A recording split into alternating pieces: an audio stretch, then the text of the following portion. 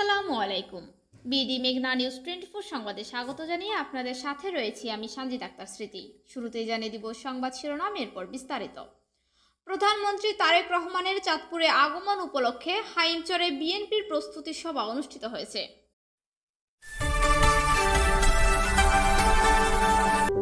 BD মেঘনা news 24 শুনছিলেন সংবাদ শিরোনাম, এবার বিস্তারিত।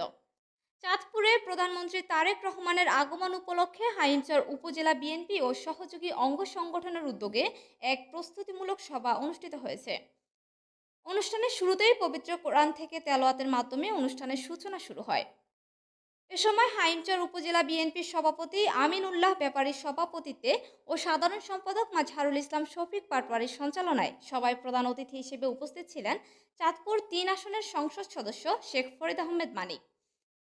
বিশেষ অতিথি হিসেবে উপস্থিত ছিলেন জেলা যুবদলের সাধারণ সম্পাদক অ্যাডভোকেট নুরুল আমিন খান আকাশ সহ অনেক নেতাকর্মী। এছাড়াও হাইমচর উপজেলার বিভিন্ন ইউনিয়ন ও ওয়ার্ড থেকে আগত বিএনপি, যুবদল, ছাত্রদল, স্বেচ্ছাসেবক দল, কৃষক দল, মৎস্যজীবী দল, তাঁতি দল, ওলামা দল, মহিলা দল সহ বিভিন্ন অঙ্গ সংগঠনের নেতাকর্মীরা উপস্থিত ছিলেন।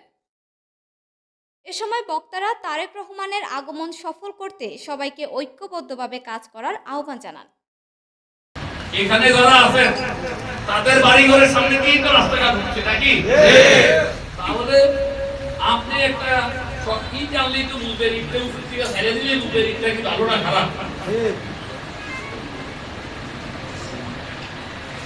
বালু ওই যে আমি টেলিফোন করে ওখানে বাড়াই রাত্রেবেলা সেই কোথায়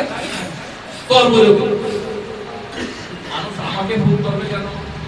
মানুষ ভোট করবে আপনাদেরকে, আপনারা নেতা, জনগণ ভোট করবে আপনাদের কাছে, যে আপনারা হইলেন জনগণের সেবক।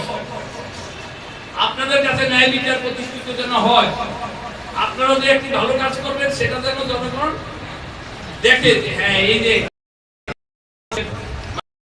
ইউনিয়নের যুবদল, ছাত্রদল, স্বেচ্ছাসেবক, মহিলা দল এই যে বালুর ব্যবসা করবে অসুবিধা নেই।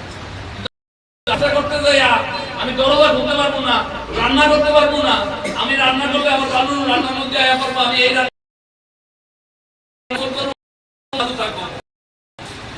আমি তেল লাগবো, তেলের মধ্যে বালু দেব, এটা কি হইতে পারে? এটা কি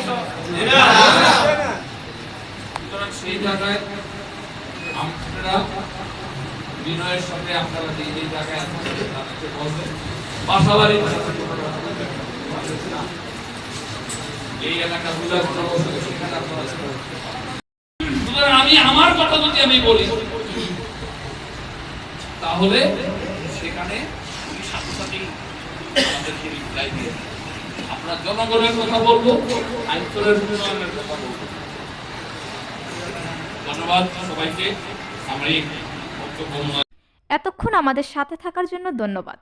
নতুন নতুন সকল ধরনের সংবাদ সবার আগে পেতে আমাদের BDMN 24 ফেসবুক পেজটি ফলো দিয়ে লাইক, কমেন্ট, শেয়ার করুন এবং বিডি মেঘনা নিউজ 24 ইউটিউব চ্যানেলটি সাবস্ক্রাইব করুন।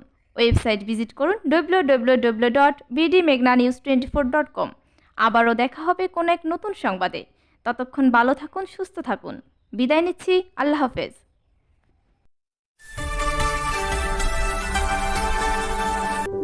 বিডি মেঘনা নিউজ 24